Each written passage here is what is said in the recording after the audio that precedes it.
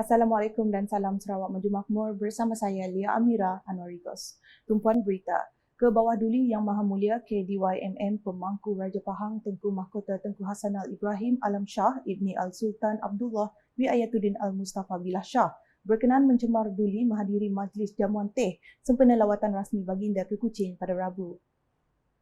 Majlis tersebut turut dihadiri oleh Premier Sarawak Datuk Patinggi Tan Sri Dr. Abang Abdul Rahman Zohari Tun Datuk Abang Openg, Timbalan Premier Sarawak Datuk Amar Profesor Dr. Sim Koh Hian, Menteri Belia Sukan dan Pembangunan Usahawan Sarawak Datuk Sri Abdul Karim Rahman Hamzah, Menteri Pembangunan Wanita, Kanak-kanak dan Kesejahteraan Komuniti Datuk Sri Fatimah Abdullah, Menteri Industri Makanan, Komoditi dan Pembangunan Wilayah Sarawak Datuk Sri Dr. Stephen Rudi Utom, Menteri di Jabatan Premier Sarawak Datuk Sri John Sikitayai, Setiausaha Kerajaan Sarawak Datuk Amar Muhammad Abu Bakar Marzuki dan Div-Div Kehormat yang lain. Semasa majlis jamuan teh itu, baginda disajikan dengan pelbagai juadah serta dihiburkan dengan persembahan menarik daripada penyanyi tempatan. Usai majlis tersebut, baginda berkenan berjalan merentasi Jambatan Darul Hana sekitar jam 6.10 petang untuk menikmati pemandangan matahari terbenam sebelum berangkat pulang ke hotel tempat bersemayam. Terdahulu, baginda berkenan melawat Kubu Margarita dan bersiar-siar di sekitar kawasan dataran Ibu Pertiwi sebelum bergerak ke Tea House. Semasa lawatan, baginda berkesempatan mendengar taklimat mengenai sejarah Museum Group yang disampaikan oleh Ketua Museum dan Pendidikan Saliza Sidney. Dalam pada itu, baginda turut merakamkan gambar kenang-kenangan bersama Div-Div Kehormat di hadapan Kubu Margarita dan dataran Ibu Pertiwi. Suasana dimeriahkan lagi dengan kehadiran rakyat jelata yang tidak melepaskan peluang untuk merakamkan gambar kenangan bersama Tengku Hasanal. Baginda yang terkenal dengan sikap rendah hati dan berjiwa rakyat dilihat tidak kekok untuk beramah mesra sambil melayani permintaan rakyat jelata yang teruja bergambar bersama. Berita seterusnya.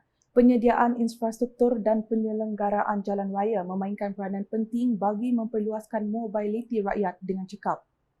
Timbalan Premier Sarawak Datuk Amar Douglas Ugah Embas berkata, Kementerian Infrastruktur dan Pembangunan Pelabuhan Sarawak MIPD melihat ia merupakan faktor penting untuk pembangunan ekonomi, pertumbuhan dan kemasukan sosial dalam merapatkan jurang di antara kawasan bandar dan luar bandar.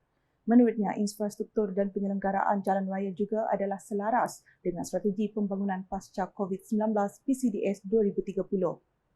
Therefore, the Sarawak GPS government had launched the Post-COVID Development Strategy 2030 and prioritized basic infrastructure as a key enabler with the goal to ensure that all our road network in Sarawak are well maintained and in good quality standard all the time. Therefore, it is utmost important for all development projects, including road maintenance, would be delivered with professionalism and efficiency. Beliau berkata demikian semasa menghadiri Malam Gala Penyelenggaraan Jalan Negeri di Kuching pada Rabu. Datuk Amar Douglas Ugah yang juga Menteri Infrastruktur dan Pembangunan Pelabuhan Sarawak menambah, ke arah itu beliau menyeru pihak JKR agar sentiasa memastikan penyelenggaraan jalan raya diberikan keutamaan kepada rakyat untuk mendapatkan infrastruktur jalan raya yang baik. Jelas beliau, Kerajaan Sarawak bergantung sepenuhnya kepada JKR untuk dapat mengekalkan kesempurnaan jalan raya seperti yang diharapkan oleh rakyat. This government will not tolerate poor maintenance culture. Road maintenance must require effective services, delivery, work commitment, and of high integrity. Turut hadir Timbalan Menteri Infrastruktur dan Pembangunan Pelabuhan Sarawak Datuk Insinyur Aidil Lariwu, Setiausaha Tetap MIPD Datuk Chiu Chi Yau, Pengarah JKR Sarawak Datuk Insinyur Richard Tajan serta tetamu jemputan lain.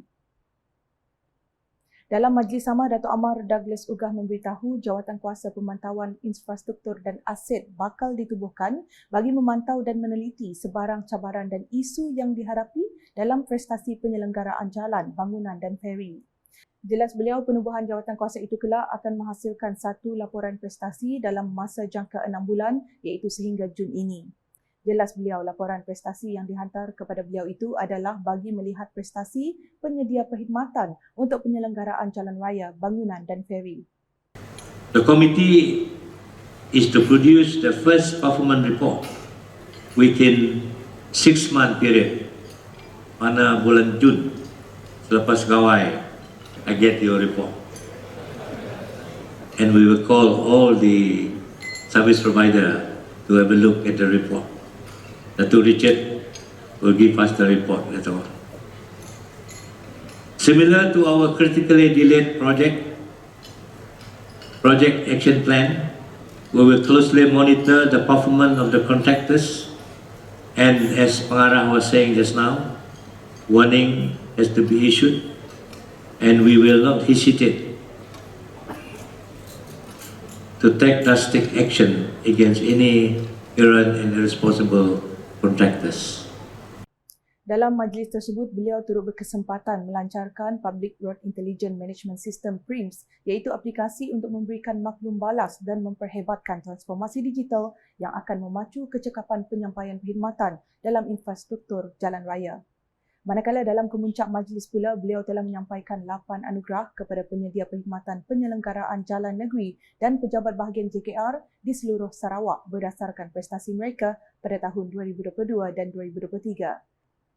7 anugerah yang disampai kepada penyedia perkhidmatan penyelenggaraan jalan negeri adalah Innovation Excellence Award IT, Innovation Excellence Award Work, Timely Delivery Award, Safety Excellence Award, Client Satisfaction Award, Corporate Social Responsibility Award dan Best Overall Performance Award. Manakala Divisional Road Condition Awards pula menjadi anugerah kepada pejabat bahagian JKR di seluruh Sarawak.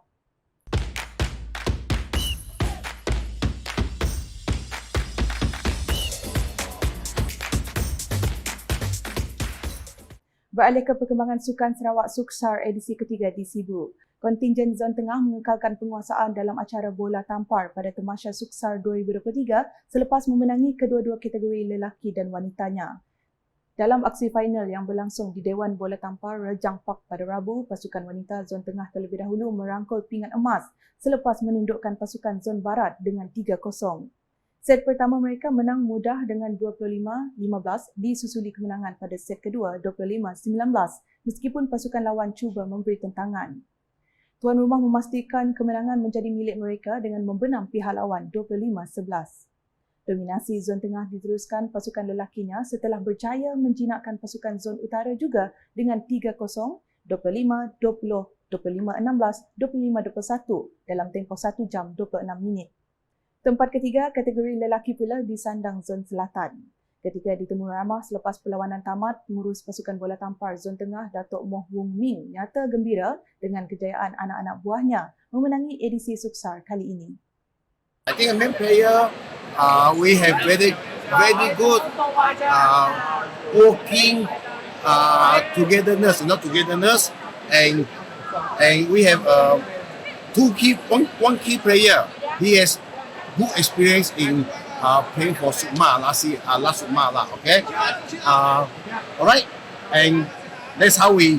And the girls team of course, we are okay. That was a question. Girls team, with no problem lah because we have 3 SEA Games players and the best player from Sarawak are mostly from here. Tambah beliau, Sarawak menyasarkan 2 pingat emas dalam acara bola tampar yang akan diadakan pada Ogos nanti. Hadiah disampaikan oleh Residen Sibu merangkap pengerusi pengelola jawatankuasa Suksar Sibu Datuk Wong Hiseng. Seterusnya, pasukan Zon Selatan mendominasi acara judo pada hari ketiga Sukan Sarawak Suksar ketiga di Pusat Sukan Komuniti Azman Hashim Sibujaya. Acara yang memulakan saingannya pada Rabu menyaksikan 6 pingat emas ditawarkan dalam 6 kategori. Kategori tersebut adalah berat kurang 66 kg, kurang 81 kg, melebihi 81 kg, kurang 52 kg, kurang 63 kg dan berat melebihi 63 kg. Daripada jumlah tersebut, pasukan Zon Selatan telah memenangi 4 pingat emas, 1 perak dan 1 gangsa. Zon Tengah pula meraih 1 emas dan 5 perak, Zon Utara memperolehi 1 emas dan 5 gangsa, manakala Zon Barat tidak memenangi sebarang pingat. Majlis penyampaian pingat kepada pemenang telah disempurnakan oleh Presiden Persatuan Judo Sarawak, Datuk Seri Lau Kueng Chai. Berikut pula, atlet Zon Selatan mendominasi acara sukan futsal dalam Sukan Sarawak Suksar ketiga 2023 kali ini. Seperti diramal, kehebatan kontingen Zon Selatan di barisi bahagian Kuching, Kota Semarahan dan Serian sukar digugat apabila memenangi pingat emas bagi kedua-dua kategori lelaki dan wanita. Pingat emas kategori lelaki menjadi milik Zon Selatan 2 yang berjaya menumpaskan rakan sepasukan Zon Selatan 1 selaku pemenang pingat perak dengan jaringan 6-4 pada aksi final berlangsung di gelanggang futsal Kampung Nangka pada Rabu. Manakala skuad wanita Zon Selatan 2 pula berjaya memperoleh pingat emas selepas menumpaskan Zon Utara 1-0 pada aksi final yang berlangsung terdahulu. Pingat gangsa kategori wanita milik kontingen Zon Barat manakala pingat gangsa kategori lelaki dirangkul Zon Utara 1. Penyerahan pingat telah disempurnakan oleh Pengarah Majlis Sukan Negeri Sarawak merangkap Ketua Pegawai Eksekutif Perbadanan Sukan Sarawak, Awang Putra Yusri Awang Redzwan. Paling menarik perhatian pula, kontingen Zon Selatan merampas kedudukan teratas selaku pendahulu dalam pungutan pingat emas selepas berakhir hari ketiga Tamasya Suksa 2023. Setakat jam 8 malam Rabu, Zon Selatan merangkul 58 pingat emas, 33 perak dan 31 gangsa.